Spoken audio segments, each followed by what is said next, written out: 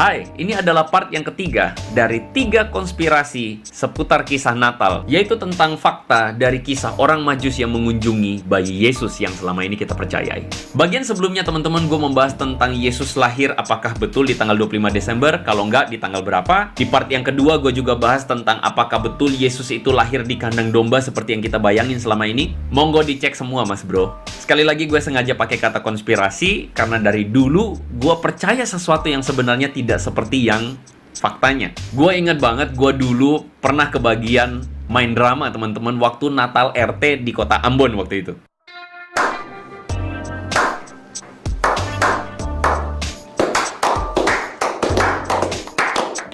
Gua kebagian peran jadi salah seorang Majus. Gua datang di kandang domba, ketemu dengan Bapak Mak Yesus, lalu ada boneka bayi Yesus di sana.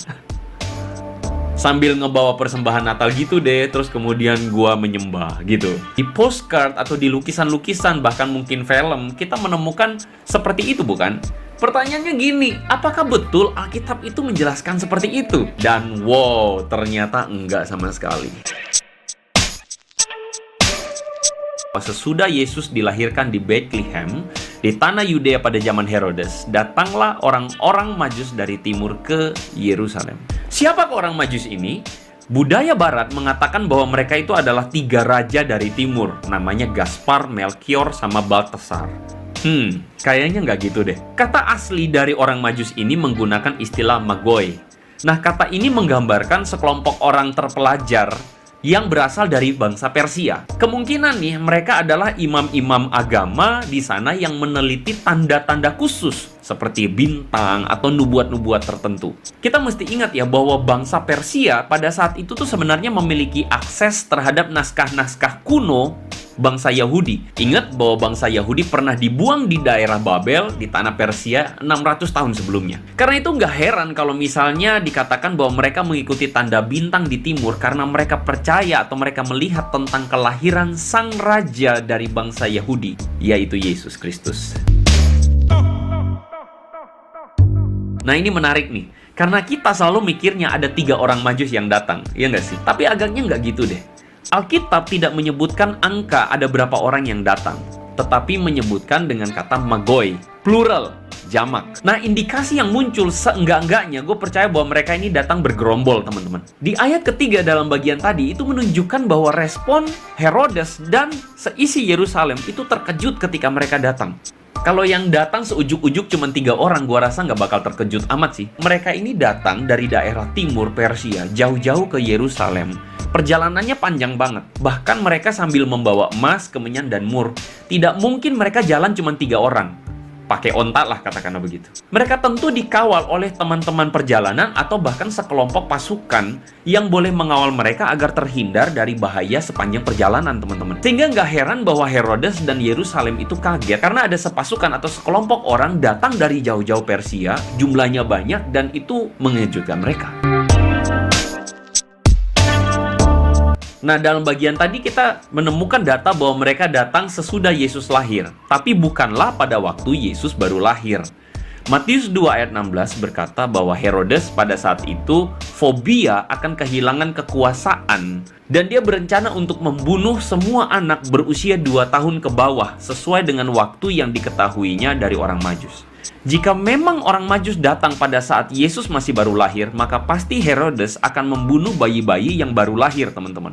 Tetapi pertanyaannya, kenapa dia membunuh yang berusia 2 tahun ke bawah? Lagi pula dalam Matius 2 ayat 11, di situ dikatakan orang Majus menjumpai anak itu. Kata yang dipakai di sini adalah paidion, teman-teman. Istilah ini diartikan sebagai anak kecil, bukan bayi loh.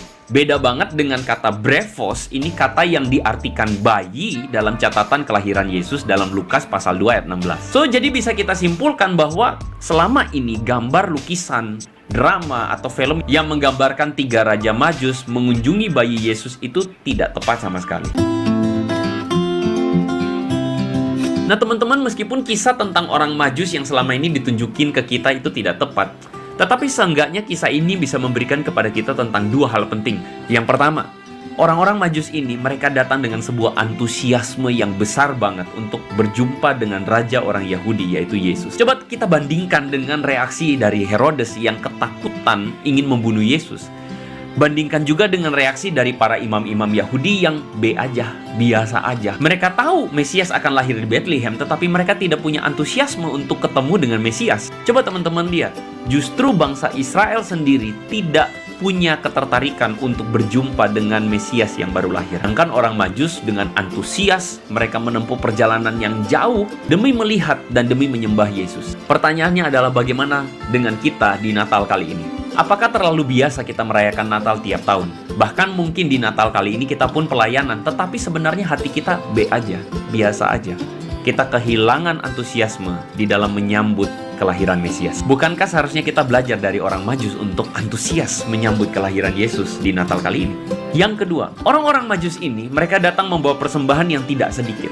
Emas, kemenyan, dan mur. Dan itu amat sangat bernilai harganya. Hari ini kita mungkin tidak bisa membawa sebuah persembahan secara materi, teman-teman. Tapi gua rasa persembahan terbaik yang bisa kita bawa adalah persembahan hati dan persembahan hidup kita, bukan? Gua kira itu adalah hal terbaik yang bisa kita berikan kepada Tuhan Yesus di Natal kali ini. So, gua mengajak teman-teman, mari kita sambut Natal dengan antusias untuk menyembahnya sebagai Tuhan.